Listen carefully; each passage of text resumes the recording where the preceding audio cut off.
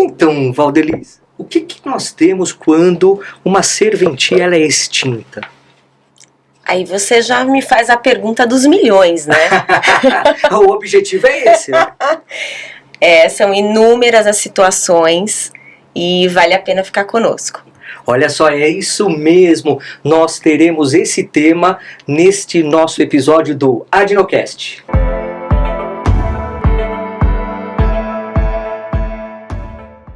Olá, meu amigo, olá, minha amiga. Estamos mais uma vez aqui no seu Adnocast, o podcast da Adnotari. Já vou fazer logo aquele convite para você nos seguir no nosso Instagram, sim, @Adnotari. Ainda não é associado? Tá perdendo muita coisa. Entre lá em www.adnotari.org.br. Lá você vai ter acesso a muito conteúdo. Aliás, esse ano nós já temos curso de execução e alienação fiduciária em garantia. Já temos também programado, isso para fevereiro. Para março já temos programado curso de leilões de imóveis e outros cursos ainda pela frente. E quem é associado vai ter desconto. Então não perca essa, é baratinho se associar à nossa Adnotari. E olha só, hoje o tema que nós vamos tratar é um tema muito interessante,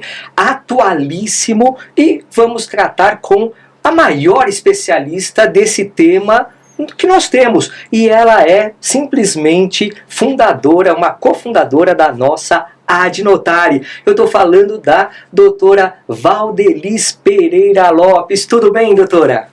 Olá, Dr. Jorge, tudo bem? Tudo bem a todos? É um prazer estar aqui com a Adnocast. Maravilha, eu também estou aqui com o grande, meu amigo Marcos Vinícius Kikunaga, o nosso também co-coordenador, co-diretor, né, de conteúdo da nossa Adnotari. Tudo bem, meu amigo? Tudo bem, querido. Feliz de estar aqui mais uma vez.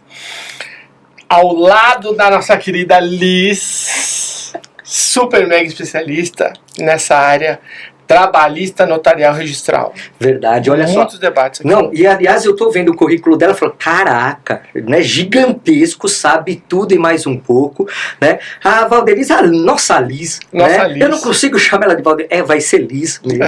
Ela é advogada há mais de 26 anos, especialista em direito condominial, pós-graduada em direito civil, processo civil, também em direito notarial e registral e também em trabalho e processo do trabalho, com ênfases em doenças do trabalho e também no direito dos trabalhadores em cartórios extrajudiciais. Ela é membro fundadora da nossa Adnotari, além de autora de artigos jurídicos e advogada no escritório P. Lopes Advocacia.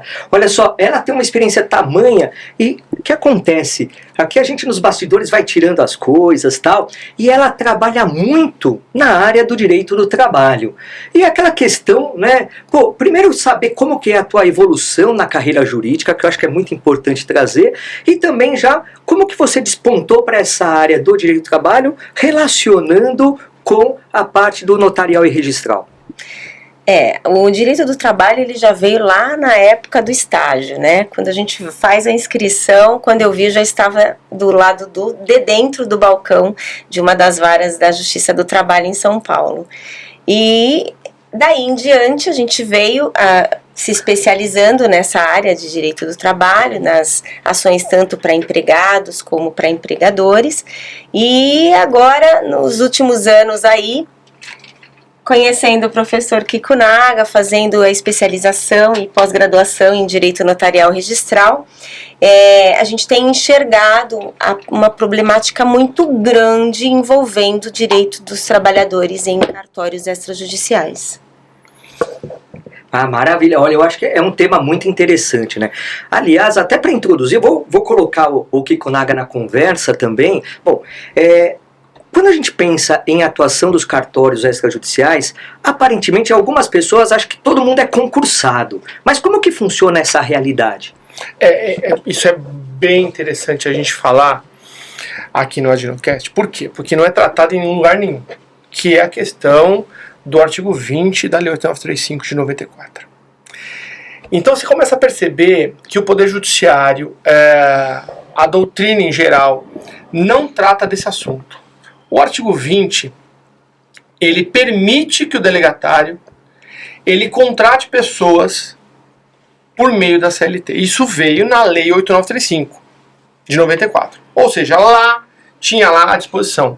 O sujeito que já está no cartório, ele pode optar pela CLT ou permanecer no regime jurídico lá dos estatutários.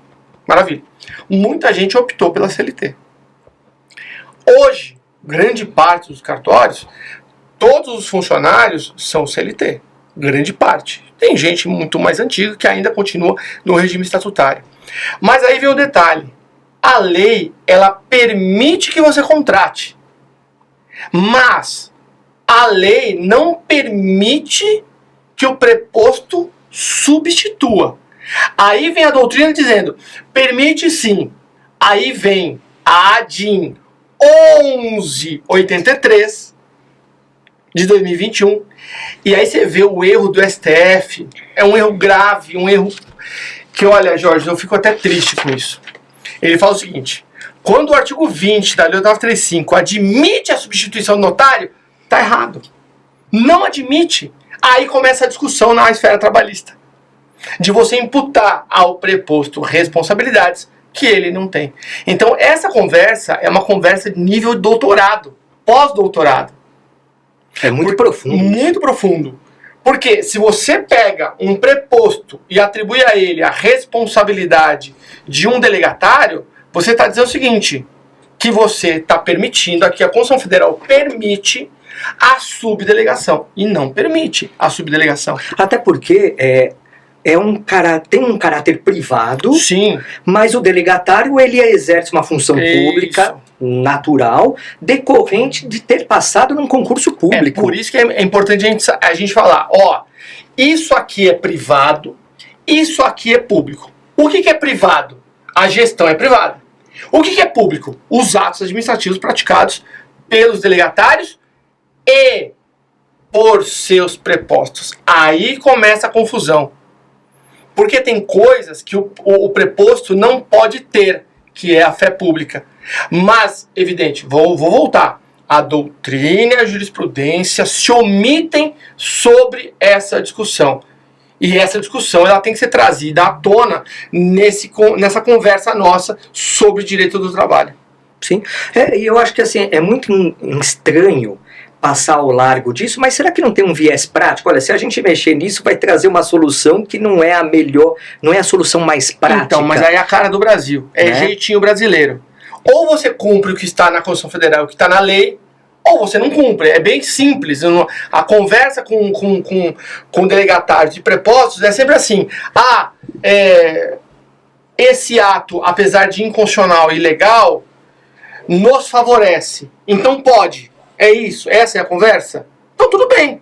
Então assim, vários podcasts que tratam da matéria notarial registral, eu sempre ouço o sujeito falar, não, porque o sujeito, porque o substituto, porque o tabelião, porque o registrador, tal, tem grandes dificuldades, mas peraí, querido, calma aí. Você está falando, você está trazendo um problema que não é da população. A população não tem nada a ver com isso. O sujeito recebe para isso, não está feliz, renuncia e vai fazer outra coisa. Agora, é fácil, né? O sujeito foi reclamar, não, olha, se eu morrer, o meu substituto assume toda a responsabilidade, todo o passivo trabalhista e dane-se o resto. Não funciona assim. Não pode funcionar. Então, professor, e pessoal aqui que está conosco, a problemática toda que envolve esse lado obscuro dos direitos dos trabalhadores em cartório extrajudicial, no meu ponto de vista, começa pela IN 971 de 2009. O que foi isso? Antes, quando ainda havia instrução normativa. Da Receita Federal. Ok. Certo. Mas antes olhar tributário, né? O que a gente tem que entender é o histórico. Quando o professor começou a dizer que lá atrás, então lá atrás é antes da Constituição de 1988, Isso. existiam os estatutários. Como que funcionava a delegação? Era particular e passava de pai para filho. Então era hereditário. Eu deixava lá. Na verdade, nunca foi hereditário. É que, na verdade... Eu deixava lá, era eu deixava minha filha. O serviço, como era público, o governador do estado que fazia as delegações, então ele fazia a delegação via doação, via compra e venda, via doação, Sim. a delegação. Então, assim, como o filho estava lá... Meu filho já segue. Segue, mas não é que era hereditário. Podia ser a sogra, podia ser o sogro, podia ser o irmão. Eu passava para quem eu quisesse, para quem eu enxergasse que exerceria aí uma melhor atuação tal no como serviço. Eu. Tá certo. Veio a Constituição de 88, estipulou que essa delegação ela vai só se formalizar através de concurso público. Isso. Ok? Até então, esse pessoal que estava titular em cartório, eles tinham CNPJ. Então não tinha problema nenhum. Além de ser, então, a partir de 88... Eles atuavam como uma pessoa jurídica. Como uma pessoa jurídica. Quando 2009, você fala assim, Liz, mas por que a problemática está vindo só agora? Por quê? Porque o efeito jurídico da instituição normativa está acontecendo agora. Por quê? O que acontece? CNPJ vindo lá desde antes da Constituição de 88. Contratos de trabalho hoje nós vemos 25 anos, 30 anos. Com a instituição normativa, a Receita Federal disse o seguinte, olha, a partir de agora, tabeliães e registradores vão ter que colocar tudo no seu CPF. Então você vai ter que recolher a previdência como pessoa física. Aí começou o imbróglio todo. Por quê? Porque eu tenho no meu cartório pessoas vinculadas ao meu CNPJ, antes de 88, que são contratos antigos. Agora vem o pessoal novo e eu coloco tudo no meu CPF. Só que os meus contratos de prestação de serviço com contabilidade, com pessoal de TI e outras coisas mais, eu faço ainda com o meu CNPJ. Então eu atuo, titular do cartório, tanto com o CNPJ quanto com o CPF. E aí o que acontece? Esse imbróglio que a gente está vendo. Por quê? Porque agora começa o pessoal, os delegatários se aposentarem, começam a falecer, e essas são uma das possibilidades de extinção da delegação com base no artigo 39 da Lei 8935. Então, a nossa conversa vai em função dessa situação que, na prática, está prejudicando os funcionários em cartórios extrajudiciais. E como é um nicho fechado, pequeno, perto das atividades profissionais que nós temos no Brasil e no mundo, o olhar da Justiça do Trabalho, ele é limitado e talvez muitos dos juízes desconhecem a realidade que está acontecendo hoje no Brasil com relação a esses profissionais. Então quer dizer que os problemas estão surgindo justamente por conta da extinção das delegações. Exatamente. Né? Então e a existência desses funcionários muitas das vezes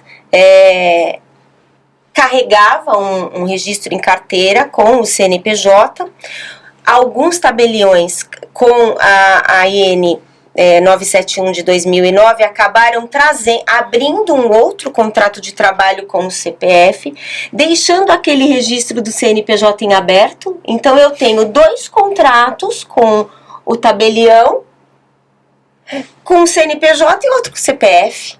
Aí eu vou lá na Caixa Econômica, meu fundo de garantia está aberto lá com o meu CNPJ, antes de 88, e aí ele deixa. A alteração veio quando, pessoal? Em 2009.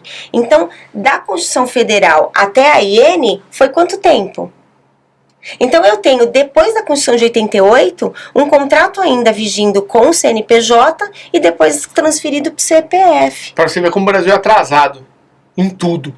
Sim. Né? Então, assim, a Constituição de 88 veio para determinar um regramento de aquisição da titularidade. A lei que veio regular veio só em 94. 6 anos depois. Em 2009. Então, não, mas a instrução normativa, a lei veio em 94, para falar do concurso. A instrução normativa veio em 2009, ou seja, depois de 21 anos. Exatamente. Sim, parece que assim, surgiu a necessidade, vamos regulamentar agora. Não né? vira, mas CNPJ, mas por que CNPJ? Porque as ações trabalhistas eram julgadas improcedentes por ilegitimidade de parte, porque o delegatário reclamado, ele vinha na contestação e eu assim, querido... Chamava o CNPJ. Não sou eu. O CNPJ lá. O CNPJ do cartório. Não sou eu. Aí o advogado trabalhista que não sabe, fala assim, ué, Mas no Você seria a CNPJ pessoa não tá errada, na carteira dele? Não Então, tá registrado? tá na Você não tá carteira, registrado mas- pelo CNPJ, por que ele não é parte legítima no polo passivo? só que aí vem julgados dizendo, você é parte legítima, porque aqui o regime é diferenciado. Aí vem a questão, por que CNPJ? Para controle tributário. Então, assim, então o cartório... Previdenciário. Então o cartório tinha um CNPJ e tinha, depois da instrução normativa, CPF. tinha o CPF, só que se você pegar até hoje os recibos, notas fiscais de serviço notário registral, vem em nome do CNPJ, Vem. que tá errado até hoje. Até hoje. E isso leva a crer, quem é o desavisado, leva a crer, ele entra em erro. Que ele acha que é uma empresa e não é uma empresa. Ele acha que é uma pessoa jurídica de direito público e não é uma pessoa jurídica. Sim, sim. Entendeu? Então, olha só, nós temos então, a problemática surge com a extinção da delegação. Com a extinção. Né? E aí, para quem está nos assistindo, por que acontece a extinção da delegação? Então, o artigo 39 da Lei 8935 diz, pela morte, pela invalidez, pela aposentadoria, por algum processo administrativo que venha a perder a delegação. Então, essas situações ocorrendo num cartório, os empregados poderão ter os seus direitos à mercê aí da sorte. Tá, então, e justamente eles estão à deriva agora, Sim. né? O que acontece na prática? Então, tivemos, por qualquer um desses motivos do artigo 39, tivemos a extinção da delegação. Sim. Na prática, o que acontece? Acontece inúmeras situações em que eu tô louca para contar para vocês. Vamos lá, Liz. Então, Mas não antes passe de- vontade. Mas antes de nós entrarmos nessa esfera, por conta dessas problemáticas, desse momento obscuro dos trabalhadores em cartório, existe em tramitação um projeto de lei 10.030 de 24, autoria da deputada Luciane Cavalcante e o deputado Carlos Gianazzi. Inclusive tivemos o ano passado, vai fazer agora um ano em abril, uma audiência pública para discutir sobre essa matéria. Eu estive presente, Você participou ativamente dessa... participei. Não, isso que é importante, né? Porque a maior conhecedora do Brasil com relação a esses direitos dos trabalhadores está incisivamente trabalhando para aprimoramento da legislação. Exatamente. E na ocasião eu fiquei lamentavelmente muito triste, porque eu vi representantes do CNJ, representantes do Estado, representantes de empregados, não vi representantes da Justiça do Trabalho discutindo sobre o direito do trabalho Exato.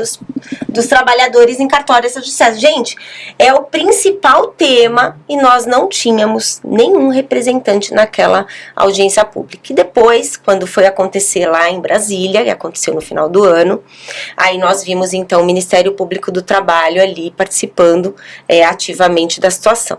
Mas, e o que acontece? O que pleiteia essa PL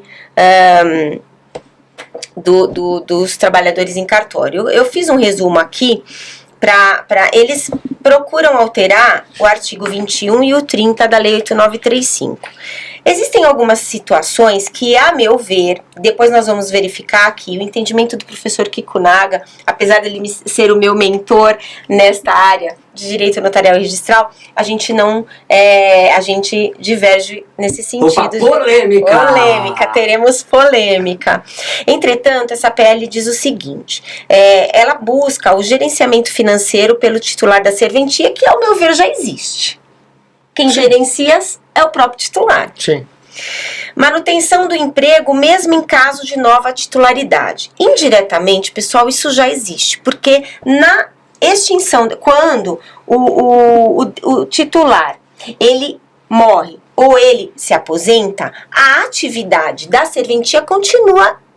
Não dá para parar Não também, para. né? É o serviço público prestado Eu, ao cidadão. funcionário, continuo na minha mesa, dando continuidade à escritura pública, se o meu titular faleceu ou não. Só vai ficar na dúvida quem Eu vai assinar. começo hoje, amanhã você assina, ele faleceu ontem, é a mesma escritura. Você entende? E até que o CNJ nomeie o interino, fica lá. Um limbo, né? Um limbo e toda a turma todo o corpo de empregados continua sem qualquer alteração. Então, mas eles colocam aqui, manutenção de um emprego mesmo em caso de nova titularidade. E aí vem também, responsabilidade solidária entre os titulares dos cartórios assegurando o direito de regresso. O que busca a PL? Olha, o direito do trabalhador, ele tem que estar assegurado até pelo princípio da proteção. Porque quando a partir do momento em que a Lei 8935 permite ao tabelião, ao registrador, a contratação dos funcionários e estes serão regidos pela CLT, os princípios que eu tenho que proteger e aplicar a essa regra são os do direito do trabalho. Eu não posso buscar os princípios notariais e registrais ou os princípios que vigoram para a proteção do titular do cartório. São incompatíveis, são né? incompatíveis. Lá, a situação dele é de gerenciamento de uma serventia, onde é delegado o poder das atividades notariais e registrais pelo poder público. Com a fé pública inerente, ok? Decorrente do serviço público, que não tem nada a ver com as regras trazidas pela consolidação das leis do trabalho. Então, aqui ela coloca na PL responsabilidade solidária entre os titulares do cartório, assegurando o direito do regresso. Então, se aquele sucessor que assume uma serventia, recepcionar todos os trabalhadores e eu lá na frente, porque às vezes eu nem vou precisar pagar todos não existe, se eu tenho uma continuidade de trabalho, eu não vou falar de rescisão de contrato de trabalho. E se a pessoa vem com 20, 25 anos na mesma serventia, não tem nenhum motivo eu pagar a rescisão se ela continua trabalhando.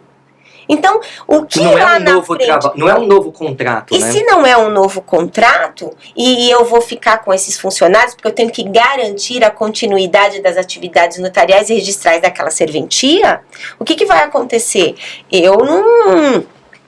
Não se justifica rescisão de contrato por esse sucessor. Mas isso eu vou continuar pagando 13º, eu vou continuar pagando férias.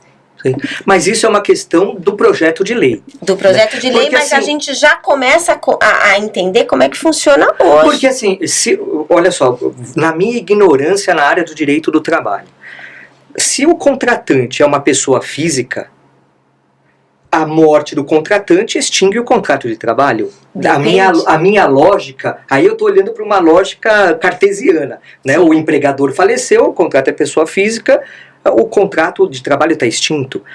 Porque você está falando de um projeto de lei que ainda não teve... Mas essa extinção, a problemática que nós vamos ter na parte 2 vai falar justamente com relação aos efeitos dessa possível extinção da delegação para o direito desses trabalhadores. Então ela coloca aqui também, artigo 30 da Lei 8935, dentre os deveres dos delegatários, a obrigação de pagar integralmente as verbas trabalhistas durante sua gestão. E aí ela coloca, bom, se não há sucessão, então paga-se a rescisão até a saída ou a extinção da delegação e inicia-se um outro contrato. A meu ver, existe uma contradição entre esta alteração e a manutenção do emprego. Se eu tenho a manutenção do emprego, não justifica eu colocar na PL que o delegatário tem que pagar integralmente as verbas trabalhistas durante sua gestão. Um detalhe. O artigo 30 da Lei 8935 é um artigo que ele traz a deontologia da atividade notarial. Ou seja, quais são os deveres dos delegatários na execução do serviço. É uma questão disciplinar. Não é uma questão de direito material, é uma questão disciplinar. Então, para mim, essa proposta, ela está fora de propósito. E está contrária à primeira proposta, que é manutenção do emprego. Se eu tenho uma manutenção do emprego, eu não tenho que pagar as verbas. Só que aí vem um detalhe. A gente, como o Jorge comentou, a gente está, primeiro, diante de um contrato. Se nós estamos diante de um contrato, vem lá uma análise básica dos direitos pessoais. Quais são os direitos pessoais? Só respondem perante o credor e o devedor do direito pessoal, aquele que está vinculado ao contrato. O novo titular não está vinculado ao contrato.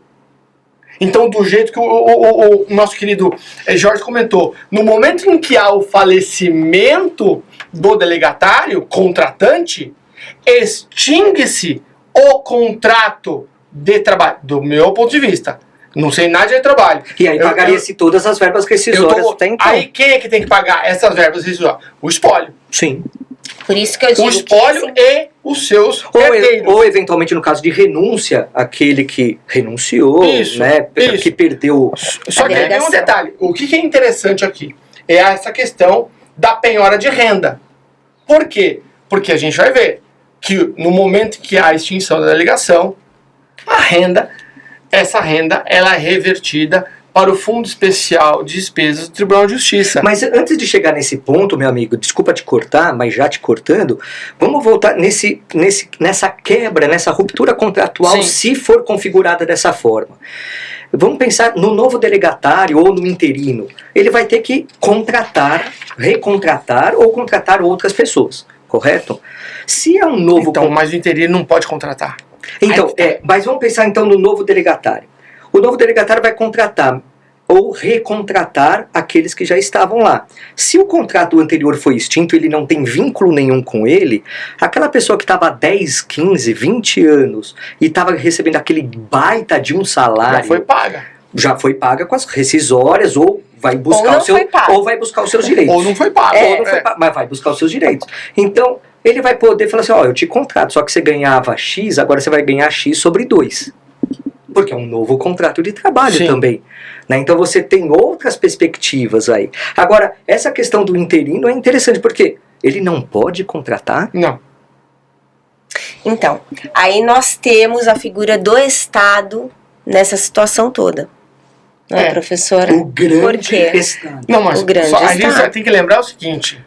Quando a gente está falando de contrato, a gente tem que tomar muito cuidado, porque essa conversa notarial registral é sempre assim. O que é melhor para mim, eu, delegatário? A melhor situação é essa. Mas a gente tem que voltar para o direito. Esse é o ponto. E as pessoas fogem do direito. Então, numa conversa entre notários, eu participo de vários grupos, e é sempre assim. Tudo que é contra a atividade, eles dão uma outra solução. Não é a solução jurídica. É a solução deles. E o CNJ vai nisso, vem o STF e cai na mesma história. Então, recentemente, lá no doutorado, eu tive um seminário internacional com uma professora italiana. O direito notarial, ele teve sua cientificidade iniciada em 1300 na escola de Bolonha, na Itália. Aí eu fiz a pergunta para a professora. Professora, na Itália... Mas você falou italiano ou não? Não. A gente tá falando em espanhol. Eu já ia pedir para você falar aqui. Não. Né? Eu ainda não tô fluente. Fala italiano. Não tô fluente. Mas eu tô bem empolgado com essa questão do doutorado lá na Itália. Já abri o edital lá para dupla titulação. Eu tô ficando meio louco isso aí. Show, meu amigo. Mas eu perguntei para ela, olha, lá, o titular de serviço notarial registral, ele tem funcionário? Tem. Mas os funcionários praticam os atos? Outorgam fé pública? Aí ela já olhou e falou, não. Que absurdo. Não. A fé pública, ela é intrínseca ao delegatário. Então você vê que no Brasil existe um distanciamento do direito notarial puro. Em qualquer outro país do mundo, a delegação, ela é particular, pessoal. Então, quando a gente vai na lei, a gente vai lá e fala assim, capítulo, artigo 20, dos prepostos. Aí eu pergunto, quem é o preposto? Essa conversa tem que ter. O preposto é modalidade de representante voluntário com vínculo laboral. Então, a confiança da representação, ela é baseada no vínculo laboral. Então, se você é meu funcionário, eu confio porque você é meu funcionário. Não confio em você por você ser extremamente técnico, porque aí a gente estaria trabalhando com mandato. Então, essa conversa a gente tem que ter, Liz. Preposto é representante. Aí vem a pergunta, Quais são as hipóteses que o representante assume responsabilidade pessoal? Quando ele exagera no exercício dos poderes que lhe foram conferidos. Então, com essa conversa que o preposto responde por dano, já está errado. Preposto não responde por dano, salvo se Ele está for agindo doloso. ele tá agindo em nome do delegatário, sob as ordens, regramento, instruções do delegatário. Então, já vem essa conversa. Delegatário responde sobre tudo. Preposto só vai responder se houver dolo. Claro eu que ele mandei pode você ter- fazer uma coisa, você fez outra. Ele pode até ter o direito de regresso. Então, mas o direito de regresso vai se dar apenas no abuso Claro, de direito. não, com certeza. Mas isso dentro dos cartórios, os funcionários, eles acham que eles respondem por tudo. Eu não posso fazer porque senão eu vou responder. Você é burro! E por que mas isso eu tinha isso dentro de mim quando eu trabalhava em cartório. Porque o temor é cultural. O temor Pensou que que a os responsabilidade delegatários... pessoal do escrevente, do Exato. auxiliar. Os delegatários colocam isso para os funcionários. Que se você errar, eu vou pagar, mas eu vou entrar com regresso contra você. Mentira! Só se tiver abuso. Só se tiver abuso. Então, o escrevente... Por que a advogado não pode falar com o escrevente para fazer um ato? Porque ele não decide. Ele está agindo sob instrução. Sim.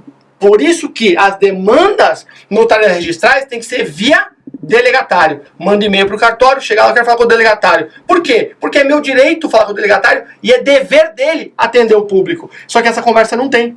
Essa conversa no dia a dia é o preposto que faz tudo. É o preposto que responde por tudo. Ele se diz que responde, né? E na prática a gente vê também muitos aí doentes, não se declaram doentes, não aparecem no cartório, você não consegue falar com o delegatário e estão lá. Quem está levando o substituto. Mas peraí, a invalidez não é uma causa de extinção? É uma causa de extinção. Lá Só quem é que sabe? Quem é que sabe? Só quem tá todo O dia cara está ali. sendo mantido por ajuda de aparelhos lá, sabe. né? Mas ninguém sabe, Mas ninguém deixa sabe. quieto. vamos ficar Recentemente, numa reclamação administrativa, eu falei: o delegatário não aparece na serventia, o delegatário não assina nenhum documento, o delegatário requeiro a apresentação do delegatário numa audiência, no interrogatório. Você acha que a corregedoria fez alguma coisa? Não fez. Deixou passar. Se omitiu. E é um cartório problemático de São Paulo. É um cartório, todo mundo reclama.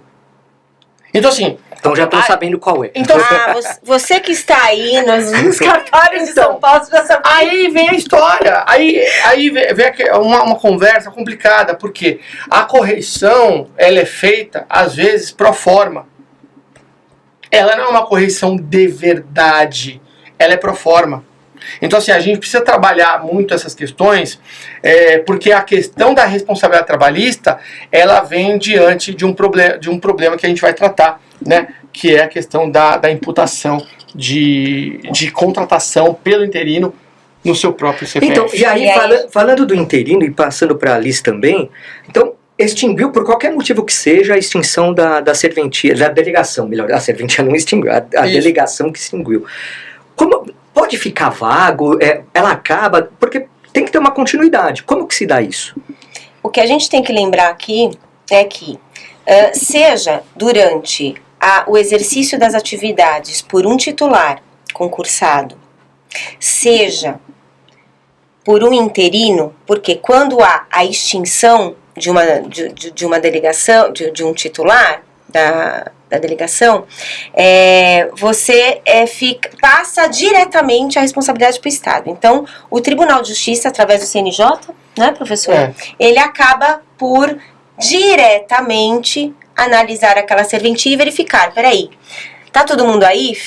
Todo mundo permanece, se estão trabalhando normalmente? Tem algum que deixou de trabalhar, que não quer seguir? Porque eu preciso nomear um interino para fazer a gestão daquela serventia enquanto não houver a recepção de um novo titular concursado, ok? Então, o que a gente percebe aqui é que o Estado, ele é responsável por fiscalizar tanto durante a atividade do titular quanto a de um interino, com uma diferença.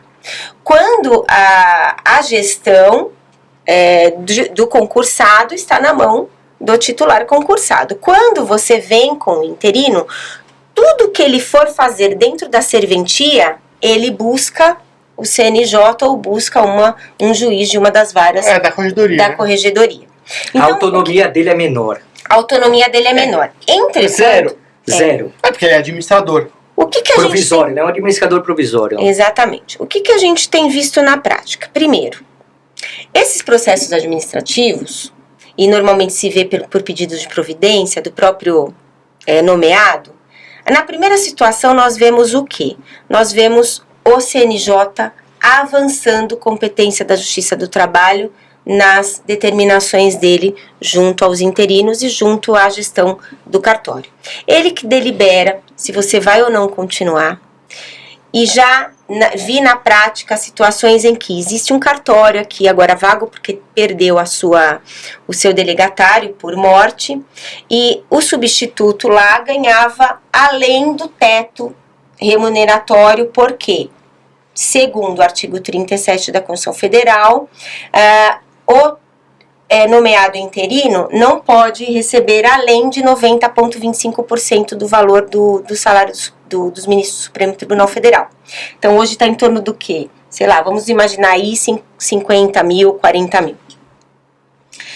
Esse substituto ganhava mais que 90% do teto. O que ele falou? Olha, quando ele foi convidado pelo CNJ a substituir como interino nessa serventia, este funcionário substituto, enquanto o delegatário estava vivo, disse o seguinte: olha, eu não vou aceitar porque meu salário vai diminuir. Então eu quero continuar ainda como um escrevente. E obviamente não poderia então nós diminuirmos o salário dele, porque ele, como interino, teria a redução do salário. O que o CNJ... O seletista privado, ele pode ganhar o quanto for, não é isso? Sabe o que o CNJ fez? Um mandado oficial de justiça, deixe a serventia agora. Demitiu. Sem justa causa. Até entre a data do falecimento do titular até a situação de demissão formalizada pelo CNJ e formalizada pelo mandado, não é pelo aviso prévio, está demitido, não, retire-se. Então veja, nossa, imagina o oficial de justiça cumprindo esse mandado. Não, e a pessoa recebendo, peraí, eu não aceitei a nomeação como interino. Em contrapartida, então, se eu não aceitei, eu estou na rua? Quer dizer que se ela não tivesse sido nomeada, ela estaria como escrevente até hoje. Mas não, ela se viu sumariamente despejada da sua mesa de trabalho. Tem um dano moral aí, por será? Uma ordem do CNJ que avançou a competência da Justiça do Trabalho. O CNJ, ele trabalha na esfera administrativa e não judicial. Aí vem a pergunta: em até que ponto essa ordem ela tem eficácia? E aí nós temos que olhar... Sim. Até para fins de um pedido de reintegração, exatamente, por exemplo. E nós temos que olhar aí, quando o professor fala que a extinção da delegação, e aí ele é incisivo, extingue o contrato de trabalho, é onde eu vou discordar dele. Porque, veja, ela continuou as atividades dela durante 2, 3 meses após a comunicação por mandado judicial que ela estava dispensada. Como que fica, então, da dispensa da data do óbito do delegatário até essa comunicação? Fica onde? Eu jogo aonde? Houve uma alteração do contrato dela. Houve uma dispensa pelo Estado. E o Estado, ele tem obrigação de fiscalizar tanto no decorrer da titularidade desse delegatário, quanto após a morte dele. Com mais o Estado razão continua. Até. Então, ao meu ver, o Estado ele tem responsabilidade solidária também com relação ao período em que o titular estava vivo. Porque a fiscalização é dele, ele não tem obrigação só de fiscalizar tributo, recolhimento do fundo, aquele fundo que a gente não sabe para onde vai, você entende? Ele tem que fiscalizar tudo. E tem situações em que a gente está vendo na prática que acontece o seguinte: a gente sabe, e isso daí não é segredo para ninguém, é só você clicar aí no CNJ que você verifica a quantidade de valores que cada delegatário, o lucro que os cartórios, que as serventias dão aos seus titulares, são exorbitantes. Liz, mas não é, tem lá no norte, tem lá no que elas não se pagam. Mas quando você é concursado, você não busca esses que não pagam. Você faz um estudo para verificar qual vai ser o meu lucro. E a partir do momento, o regime dos delegatários é sui generis. Sabemos disso. Agora, você dizer que porque a Lei 8935 estabelece a extinção dos contratos por morte e você deixar o direito do trabalhador no limbo, eu já acho que você não está... Eu digo que os princípios do direito do trabalho não estão sendo respeitados. Aqui nós temos o princípio da continuidade, e ele continuou a atividade dele. O princípio da proteção, ninguém está olhando por esses funcionários, e sem eles as atividades notariais e registrais não funcionam, são atividades totalmente que servem para a sociedade, sem eles você não registra nascimento, você não registra o óbito, você não faz um contrato, você não faz você não faz nada. E você tem a primazia da realidade também, né? E o direito deles, agora é fácil dizer, tá bom, então extinguiu. Aí você pega uma delegação de uma aí que tá vaga, acredito que muitos concursados estão loucos por ela, professor Jorge, professor Kikunaga. Uma serventia aqui em São Paulo, ela tem de lucro 6 milhões por mês. Por mês, não é por ano. E aí eu digo para você, o cartório não tem lucro? Se você tem lucro, se você tem um quadro de funcionários, se você paga tributo, se você só é gestor dos livros que são do Estado. Mas você é uma empresa. Você se equipara, ainda que você esteja vinculado ao CPF do delegatário, porque ele é o concursado e ele é o delegatário do Serviço Notarial Registral, ele tem a gestão de uma empresa. Tudo o que acontece numa empresa acontece ali no cartório. E lucros principalmente, senão você não faria aí um concurso para você, olhando para essas... Não seria tão concorrido. Não seria tão concorrido. Agora, é fácil você se segurar no artigo 39 da Lei 8935 e dizer que a partir daquela data acabou por tudo. Agora, e aí fica lá, o herdeiro, aí você vai atrás do herdeiro. E aí depois na parte 2 nós vamos falar muito mais sobre isso. Você vai lá, um delegatário que ganhava 6 milhões por mês não tem bens, professor. Mas para pagar os funcionários. Quando extingue a delegação, qualquer que seja a situação, né? Ficou vago, vai ter um interino, tal. Para onde vai esse lucro aí? Aí o professor vai explicar melhor do que eu. Então, explica o fundo. Esses 6 milhões aí. Sobra. Então, aí que tá. Aí a gente tem que organizar as informações. Vamos lembrar que o Serviço Notarial Registral, ele é essencialmente público. Só que esse serviço, ele é prestado por uma pessoa física. Uma pessoa física. Não são 200 pessoas físicas que compõem o cartório. É uma pessoa física chamada delegatário. Essa pessoa tem que prestar o serviço. Como ele vai prestar o serviço? Aí vem o artigo 20 e fala assim, você pode contratar funcionário para prestar o serviço. Presta atenção. Então, se o serviço é público, a renda desse serviço, como é que é distribuída? Vem a lei e fala, olha, 60%, eu não me lembro exatamente, mas é mais ou menos 60%, fica com o delegatário, em São Paulo, né? E os outros 40% normas estaduais. Normas estaduais. Você vai repassar para o fundo do Tribunal de Justiça, fundo de reaparelhamento do tribunal. Pergunta-se, esse dinheiro entra no orçamento? Não, tá fora. MP, mesma coisa. Mas eu fiscalizo, então eu recebo. Então, porque você fiscaliza, você tem direito a receber uma parte da fatia do bolo do delegatário, dos emolumentos. Sim, Ok, então você fiscaliza. Mas na esfera do trabalho você não fiscaliza. Você não olha se o sujeito está pagando, se o sujeito tem renda, tem dinheiro, tem bens para pagar numa eventual extinção. Não vê. O sujeito que é pessoa física, ele faz o que com o dinheiro dele? Ele faz o que ele quiser. Claro. Não tem credores? Ele doa, ele abre empresa, ele joga esse dinheiro em paraíso fiscal, ele faz o que ele quiser com o dinheiro dele. Tá tudo bem. Hold familiar. Tá tudo bem, pode fazer o que você quiser.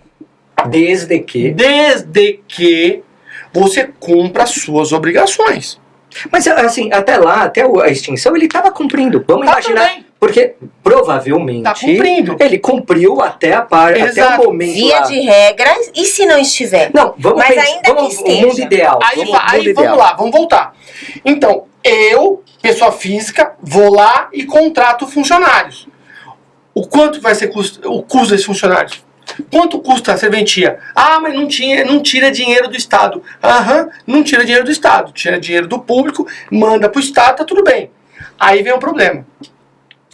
Quando extingue a delegação, o serviço continua a ser prestado a todos. E essa renda, ela permanece entrando. Sim. Só que aí vem o problema. Se o serviço é público, a renda que sobra vai para onde? Deveria voltar para o poder público. Poder público, Estado. A parte do delegatário, né? E para onde vai esse dinheiro? Vai para os tribunais de justiça integralmente. Você deduz o custo da operação e o que sobra vai para o tribunal. Mas por que vai para o tribunal? Se não é dinheiro público. Não vai para o interino. Então, primeiro, não vai para o interino. Não vai para o interino, porque o interino tem teto do STF. Então, o que sobra volta para o Estado Poder Judiciário. Aí vem a pergunta. Se vai para o Poder Judiciário, por que ele não vai arcar com a extinção? Porque, na verdade, esse dinheiro que deveria ir para o delegatário não vai mais, vai para o Estado, mas tem lá um débito gigantesco de extinção de contrato de trabalho que você tem que fazer. Por que esse dinheiro não é retirado daqui? Para pagar os funcionários. Para pagar os funcionários. Aí começa a confusão, porque uma coisa é a extinção da delegação, o que era antes, durante a vacância daquele serviço e a nova assunção da delegação. Então a gente tem 3 situações que a gente precisa delimitar muito bem a natureza jurídica de cada uma, que é onde eu pego no pé dela e aí a gente começa o debate. E outra coisa, complicando um pouquinho mais, então você teve o período até a extinção, como você bem falou, você tem o período do interino até que o novo delegatário assuma. Exato. Ou remoção ou concurso, né? Concurso por remoção ou provimento. Ou provimento. Aí você tem o quê? Esse novo delegatário, ele vai pegar uma coisa que já está andando. Ele pode chegar lá e falar assim, tchau. É o que muita gente está fazendo. Tchau. Porque eu não vou assumir a bronca do outro e da parte do interino. Como o novo delegatário ele tem 30 dias para tomar posse, ele chega lá no cartório e fala assim, ó, queridos, é o seguinte, eu vou assumir tal dia. Tal dia eu não vou recepcionar ninguém. Então professor, ele nem vai. Ele manda um advogado e fala assim, olha, a partir de amanhã não é pra estar ninguém mais. Justamente para não ter nem a pessoalidade na hora da dispensa. Sabe? Pra falar, mas quem me dispensou foi ele. Não, então, eu nem conheço. Quando eu cheguei aqui não tinha mais ninguém. Aí ele traz o pessoal dele. Mas isso. Aí fica 30 dias, aí fechado o cartório. Não, 30 dias prestando serviço. Só que da data da escolha até a data da posse... Esses 30 dias... Ele tem investidura dele na hora. É o aviso prévio. Seria o aviso dele para as pessoas, se ele tiver boa fé. Porque tem muito, nesse último concurso, em São Paulo, teve pessoa que no dia da posse chegou lá e falou assim, ó, você não entra. Você não entra no cartório. Como não entra no cartório? Sim, agora é novo titular, novo regime, tal, você não entra. Mas eu tenho minha bolsa lá, tem minhas coisas lá. Alguém vai pegar pra você e vai trazer. Aí começa o problema. E aí essa problemática entre o titular, dentro do artigo 39, que é as hipóteses de extinção, a vacância, o novo titular, é que no próximo episódio nós vamos... Olha, esse tema nossa, é muito palpitante. Vocês viram aqui que é opiniões, e o legal é que a gente tem aqui um descomprometimento com uma opinião só. Né? A gente traz aqui vozes diferentes, isso, aquilo, para poder oxigenar. A gente precisa dessa discussão, né? Então, olha só, antes de fechar esse episódio, eu faço novamente aquele convite. Você não é associado ainda? Tá perdendo. Entra lá, www.adnotare.org.br, faça a sua associação. Benefícios, só o grupo do WhatsApp, que tem respostas lá de todo mundo sobre questões que são postas lá, são incríveis aqui, aqueles questionamentos e as respostas que vão auxiliar a sua advocacia, o seu trabalho como advogada, como advogado. É interessantíssimo isso. Então, fora os cursos, a gente já tem programado agora, fevereiro, temos curso de execução na alienação judiciária. Alienação fiduciária. Eu falei o quê? Judiciária. Eu tô prestando atenção em você. Erros de gravação, take 1, tomada 1. Alienação fiduciária. Depois em março a gente tem o curso de leilões. Curso de leilões, depois em março, já anotado tudo, a gente vai lançar tudo no site, no nosso Instagram. Você tem que seguir também, @adnotar. Então, olha só, o próximo episódio a gente vai continuar com essas duas feras aqui, doutora Valdelis, doutor Kikunaga, que sabem tudo e mais um pouco sobre essa questão dos direitos dos trabalhadores nos serviços notariais, serventia, delegação, extinção, tudo mais. Vamos ver a problemática real, as questões no plano trabalhista, decisões judiciais. Vamos explorar tudo isso, porque a gente tá com quem entende. É isso aí, meu amigo, é isso aí, minha amiga. Bora lá, bora que dá. Abraço!